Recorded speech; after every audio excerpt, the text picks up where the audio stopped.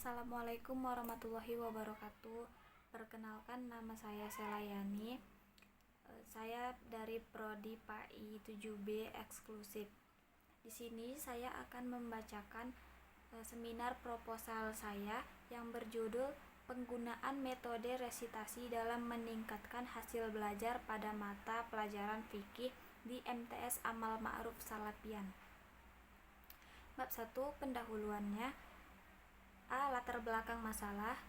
Dalam penelitian ini, masalahnya dalam proses pembelajaran seakan tidak bermakna sebab peserta didik tidak mengalami dan hanya mengetahui saja tentang apa yang telah dipelajari oleh mereka.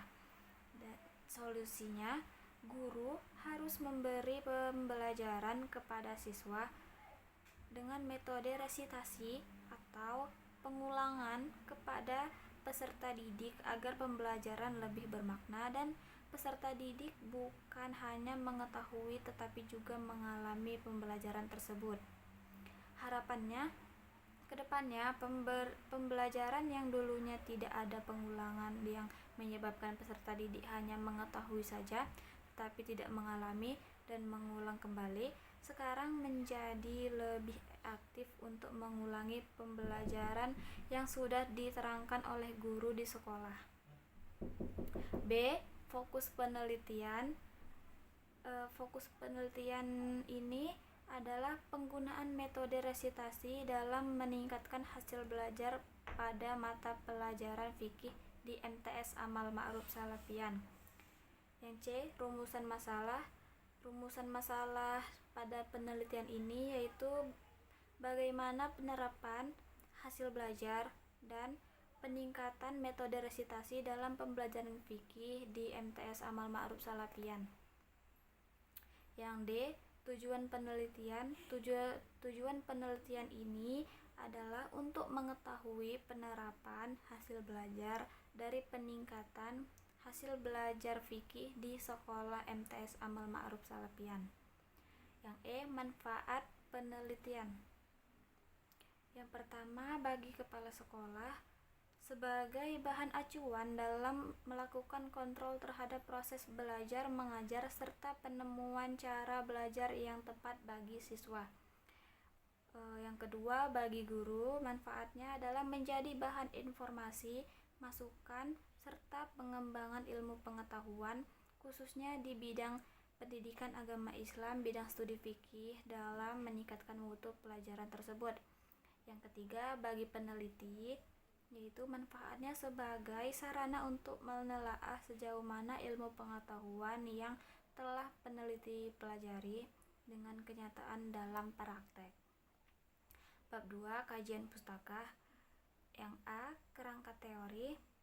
Berdasarkan pendapat Syaiful Sagala, metode pemberian tugas merupakan cara penyampaian materi pembelajaran yang mana guru memberikan tugas tertentu supaya peserta didik belajar yang selanjutnya untuk dipertanggungjawabkan.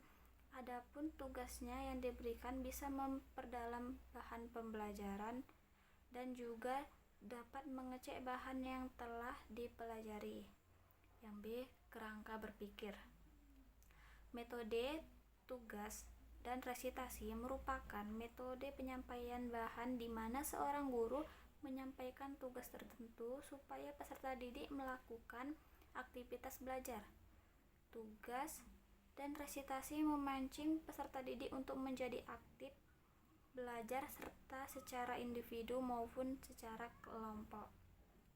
Yang C, penelitian yang relevan. Penelitian yang dilaksanakan oleh Maghfiratul Jannah memberikan kesimpulan bahwa yang diharapkan guru terhadap siswanya adalah bahan pelajaran yang diterima siswa dapat dikuasai dengan baik. Oleh karena itu, salah satu cara yang ditempuh adalah tugas yang diberikan oleh guru tidak hanya dikerjakan di kelas yang sempit dan terbatas oleh waktu, akan tetapi perlu dilanjutkan di rumah, di perpustakaan, di laboratorium, dan hasilnya harus dipertanggungjawabkan. Penelitian ini bertujuan untuk mengetahui penerapan metode resitasi dalam pembelajaran, hasil belajar dan meningkatkan hasil belajar fikih melalui penerapan metode resitasi kelas 8 MTS Muhammadiyah Banteng. Bab 3. Prosedur penelitian. A. Metode penelitian. Metode penelitian ini adalah penelitian kualitatif, yaitu penelitian yang bermaksud untuk memahami masalah tentang apa yang dialami di sekolah tersebut. Yang B. Tempat penelitian. Tempat penelitian ini berlokasi di Madrasah Sanawiyah Amal Ma'ruf, Kecamatan Salapian, Kabupaten Langkat, Provinsi Sumatera Utara. Yang C. Instrumen penelitian. Di instrumen penelitian tuh ada keaktifan, kepribadian, dan kejiwaan. Yang D. Sumber data. Data primer adalah sebuah data yang langsung didapatkan dari sumber dan diberi kepada pengumpul data atau peneliti. Data sekunder adalah data yang diambil dari sumber lain oleh peneliti. Yang E. Teknik pengumpulan data. Observasi, yang merupakan kegiatan pemuatan penelitian terhadap suatu objek. Terus, wawancara merupakan pertemuan dua orang untuk bertukar informasi dan ide melalui tanya jawab. Yang ketiga, dokumentasi adalah suatu cara yang digunakan untuk memperoleh data dan informasi. Dan yang terakhir, gabungan atau teknik pengumpulan data yang bersifat menggabungkan. Yang F. Analisis data. Analisis data ini ada 4, yaitu data collection, data reduction, data display, dan conclusions drawing atau verifying. Yang G. Keabsahan data, yaitu uji kredibilitas data adalah uji kepercayaan dari data yang telah dihasilkan selama proses penelitian. Terus ada uji transferability, adalah teknik untuk menguji validitas eksternal di dalam penelitian kualitatif.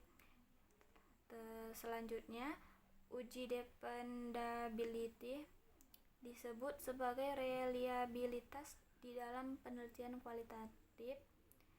Terus yang terakhir, uji confirmability adalah penguji hasil penelitian yang dikaitkan dengan proses yang dilakukan.